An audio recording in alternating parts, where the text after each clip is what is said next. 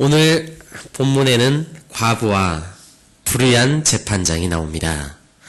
오늘 예수님께서 비유로 말씀하신 이 이야기에 나오는 재판장은 오늘 2절과 4절을 보니까요, 하나님을 두려워하지 않고 사람을 무시하는 재판장이었습니다. 여기서 나오는 과부는 약자를 상징하는 것이고, 더 나아가서 영적으로는 우리 억울한 일을 당하는 성도들을 말하는 것인데요. 그것을 알 수 있는 것은 우리 17장 앞에서 예수님께서 이 비유를 말씀하시기 전에 말씀하셨던 것이 우리 성도들이 이 땅에서 어떠한 고난을 당하게 될 것인지, 어떠한 억울한 일을 당할 수밖에 없게 되는지에 대해서 말씀하셨기 때문입니다. 문맥적으로 봤을 때 결국 이 과부는 이 영적인 약자의 위치에 있는 사람, 결국 세상에서 믿음을 지키기 위해서 어쩔 수 없이 고난을 당할 수밖에 없고 억울한 일을 당할 수밖에 없는 그런 예수님과 같은 그 성도들의 모습을 하나님은 지금 과부로 얘기하고 있다라는 것입니다. 자, 그런데 오늘 이 과부가 재판장에 가서 계속해서 간청을 하고요, 강청을 합니다. 계속 조르는 거죠. 왜 이 과부가 지금 이 불의한 재판장에 가서 간청하고 강청하는 것입니까? 이 이유는 그것입니다. 이 재판장이 불의한 사람이기 때문에. 이 재판장은 불의한 재판장이기 때문에 힘이 없고 약한 자들에게는 관심이 없습니다. 이 사람들은 돈 있고 힘 있는 자들에게는 고개를 숙이고, 잘 보이려고 할지 모르겠지만 이런 과부의 요구, 고아의 요구에는 항상 뒷전인 사람인 것이죠. 그래서 과부는 자기의 억울함을 풀기 위해서는 어떻게 할 수밖에 없습니까? 강청할 수밖에 없어요. 그래도 들을까 말까 하기 때문에. 성경에서 말하는 이 사람은 아까 제가 말씀드린 것처럼 하나님을 두려워하지 않고요, 사람을 무시하는 사람이었습니다. 이런 사람들도 때때로는 올바른 행동을 할 때가 있어요. 그렇지만 그것은 하나님이 두려워서 그렇게 하는 것은 아닙니다. 당연히 사람들을 불쌍히 여기는 마음이 있어서도 아니에요. 이 사람들이 굳이 세상을 살아가면서 올바른 행동을 때때로 하고 선한 행동을 하는 이유는 괜히 귀찮아질까봐, 혹은 자기가 피해를 입게 될까봐 마지못해서 올바른 행동을 하고요, 마지못해서 사과하는 척, 자기에게 유리하기 때문에 그렇게 살아가는 게 그렇게 한다라는 것입니다. 오늘 이 불의한 재판장이 바로 그러한 지도자들에 대한 대표적인 케이스입니다. 이 재판장은 결국은 과부의 원한을 오늘 이야기를 보니까 결국에는 풀어줍니다. 왜냐하면 그 이유가 무엇이었죠? 과부가 자기를 끊임없이 찾아와서 귀찮게 만들 것이기 때문에. 결국 이 불의한 재판장이 이 원한을 풀어주는 데는 선한 의도도 없었다라는 것입니다. 다만 자신이 자꾸 과부에 의해서 피해를 입게 되니까, 자꾸 귀찮게 하니까 마지못해서 들어준다라는 거죠. 이러한 지도자들의 모습은 세상에서 얼마든지 볼 수가 있습니다. 최근에 대한항공 사건을 통해서도 우리가 알 수 있듯이 세상의 권력자들, 세상의 지도자들은 여러분, 그들이 결코 하나님을 두려워해서 이러한 것들 뉘우치는 것이 아니라 사람을 사랑하기 때문에, 어떠한 약자들에 대한 불쌍히 여기는 마음이 있기 때문에 그런 것을 한다기보다는 이 잘못을 하게 되면 법에 의해서 자기가 피해를 입기 때문에, 여론이 좋지 않기 때문에 자꾸 자기를 귀찮게 하니까 그냥 뉘우치는 척 한다라는 거죠. 여기에 대해서 우리 국민들은 분노하고 있다라는 것입니다. 여러분, 오늘 불의한 재판장을 보십시오. 마지못해 과부의 부탁을 들어줍니다. 괴롭기 때문에 그렇다는 거죠. 자, 그런데 오늘 예수님께서 왜 굳이 이러한 이야기를, 이 말세의 성도들의 자세들을 얘기하는가? 하나님은 지금, 예수님은 우리 의로우신 재판장이신 하나님과 지금 이 불의한 재판장을 비교하고 있다라는 것입니다. 대조하고 있다라는 거예요. 불의한 재판장은 오늘 보셨다시피 하나님을 두려워하지 않습니다. 사람을 무시해요. 그런데 우리 하나님은 그렇지 않죠. 우리 잘 아시다시피 우리 하나님께서는 의로운 재판장이십니다.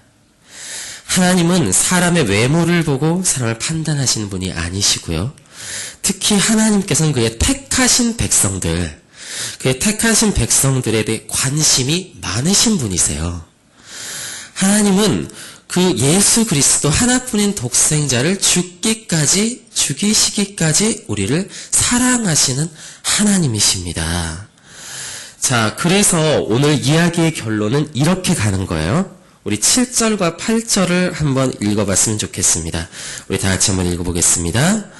하물며 하나님께서 그 밤낮 부르짖는 택하신 자들의 원한을 풀어주지 아니하겠느냐? 그들에게 오래 참으시겠느냐? 내가 너희에게 이르노니 속히 그 원한을 풀어주리라. 여러분, 오늘 우리의 희망은 무엇입니까? 우리의 소망은 뭐예요? 오늘 우리 하나님은 이 불의한 재판장과는 완전히 반대되시는 분이라는 것이 바로 우리 성도들의 소망이라는 것입니다. 하나님은 그 택하신 자들의 원한을 속히 풀어주시는 분이라는 것이죠. 오늘 중요한 부분은 바로 7절과 8절이에요. 하나님께서 오래 참으시겠느냐? 하나님께서 속히 그 원한을 풀어주리라. 그렇습니다. 하나님은 우리가 하나님을 번거롭게 할 만큼 많이 기도해야 못 이기는 척, 우리가 정성을 들여야 그 정성을 보고 이제 한 70점쯤 됐네, 이젠 내가 들어줄게, 이런 분이 결코 아니십니다. 하나님은 선하시고 의로운 재판장이고요, 우리를 사랑하시는 하나님이세요. 마치 아버지가 자식의 말에 귀를 기울이듯이 우리 하나님께서는 우리의 기도를 관심 있게 들으신다는 거죠. 여러분, 이 불의한 재판장도 이 과부의 부탁을 귀찮아서라도 들어줍니다. 하물며 하나님께서 우리의 기도를 속히 들어주지 않겠냐라는 거죠. 하나님은 과부의 원한을 속히 들어주시는 재판관이셔요. 하나님은 그의 택하신 자들의 기도를 속히 들어주십니다. 물론 여기서 말하는 속히라는 것은 성경 전체를 보았을 때 우리의 입장에서 세상적인 관점에서의 속히를 말하는 것은 아닐 것입니다.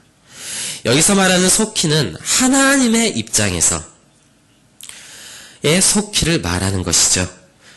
다시 말해서 여기서 말하는 속히라는 것은 하나님의 때가 결코 지체하지 않는다는 것을 말하는 것입니다.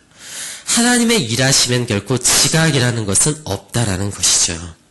하나님은 반드시 그 일이 이루어져야 할 때 우리의 기도를 통해서 속히 그 일을 이루어 주시겠다라는 것입니다. 우리의 입장에서는 그것이 더딘 것으로 보여질 때도 있고, 이 하나님께서 우리의 기도를 들어주시지 않는 것처럼 보여질 때가 있어요.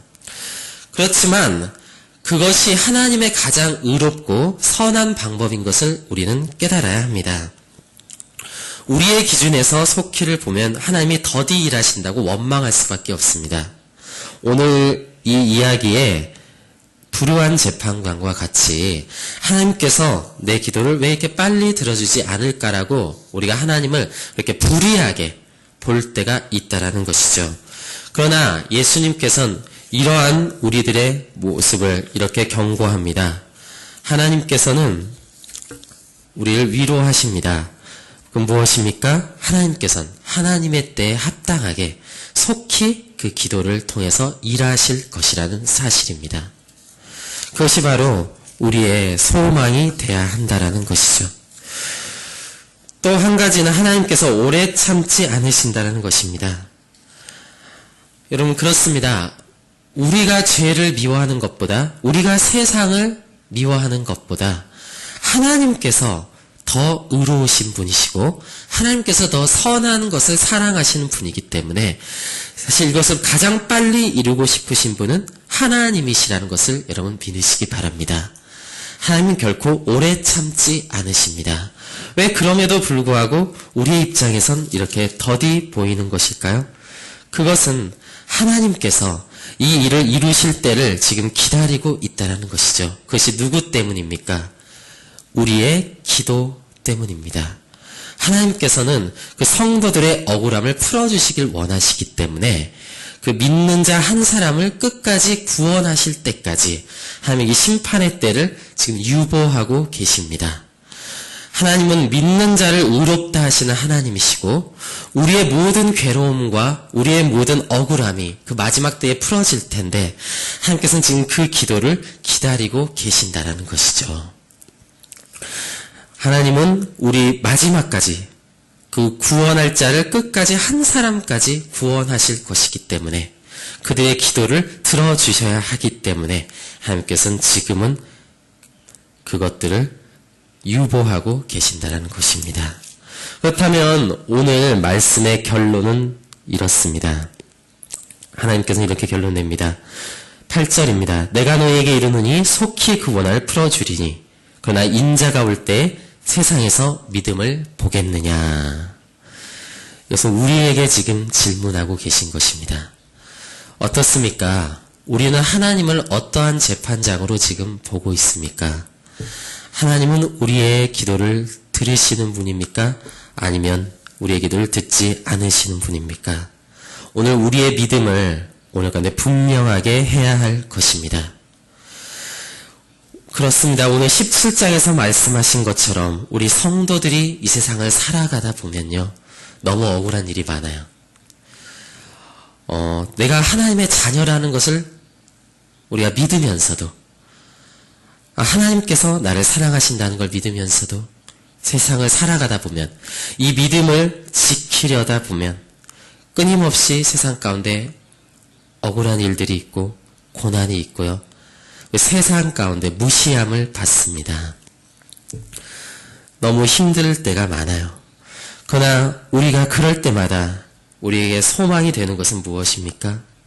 우리 의로우신 재판장이신 하나님께서 나의 이 믿음 때문에 나의 이 그리스도에 대한 우리의 믿음을 보시고 하나님께서 제가 의롭다고 판결하실 그날이 반드시 있다라는 것, 하나님께서 나의 이 억울한 기도를 지금도 들어주고 계시다라는 것을 우리는 믿고 있기 때문입니다.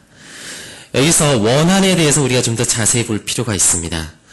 택하신 자들의 원한을 하나님께서 풀어주신다고 얘기하시는데 이 원한은 그냥 어떠한 우리에게 잘못하고 있는 사람들에 대한 그런 개인적인 복수심에서 나오는 그러한 원한을 말하는 것은 아닐 것입니다. 여기서 말하는 원한은 세상에 대한 원한을 말합니다. 우리가 그리스도의 자녀이기 때문에 사탄은 끊임없이 우리를 집어삼키려고 이 세상을 통해서 끊임없이 우리에게 고난을 주고요. 우리가 넘어지도록 만들길 원합니다. 여기서 원하는 우리가 그 믿음을 지켜야 되기 때문에 거기에서 나오는 세상에 대한 그런 악한 세력에 대한 원한을 말하는 것입니다. 하나님께서는 그 원한을 풀어주신다는 것이죠. 우리가 세상을 살아갈 때 그러한 원한 가운데 있을 때가 있습니다. 그러나 하나님께서는 그것들을 속히 풀어주십니다. 오늘 결론을 내리겠습니다. 우리 하나님께 우리가 믿음을 지키는 우리가 되길 원합니다. 특별히 우리가 세상의 재판관들을 보듯이 세상의 지도자들을 보듯이 우리 하나님을 불의한 재판장으로 보아선 안 될 것입니다. 하나님이 반드시 하나님 때에 맞게 속히 이루어질 것을 우리가 기대하고 그것을 소망해야 합니다. 그래서 우리가 낙심하지 않고 기도하길 원합니다. 우리 그래서 인생 가운데 우리 항상 기도하며 하나님께 우리의 모든 것들을 맡기는 우리 포립교회 성도님들이 되시기를 우리 진심으로 소원합니다. 그렇다면 오늘 제가 기도하고 오늘 마치도록 하겠습니다. 하나님 아버지 감사드립니다. 주님 그렇습니다. 우리 주님께서는 선하신 재판관이시고 아니면 세상의 지도자들과 같지 않습니다. 우리가 세상의 우상을 보는 것과 같이 하나님을 보지 않게 하여 주시고 주께서 우리의 원한을 속히 풀어주신다고 말씀하셨으니 하나님 우리가 그 주님께 소망을 두고 끝까지 기도하며 우리가 낙심하지 않길 원합니다. 세상은 끊임없이 우리를 넘어질 수밖에 없게 만들고 우리가 낙심할 수밖에 없도록 우리를 괴롭히며 하나님 저희를 하나님 괴롭게 합니다. 하나님 그렇지만 저희도 우리 선하신 주님을 의지함으로 주님 우리가 끝까지 기도하며 우리의 믿음을 지키길 원하오니 주께서 우리 가운데 함께하여 주시고 정말 주님 우리 하나님 나라에서 주님께서 의롭다 하시는 판결을 받을 그 날까지 주님 저희 끝까지 이 세상 가운데 참고 견디며 인내하는 믿음을 저희 가운데 허락하여 주시옵소서. 감사드립니다. 우리 주 예수 그리스도의 이름으로 기도드립니다.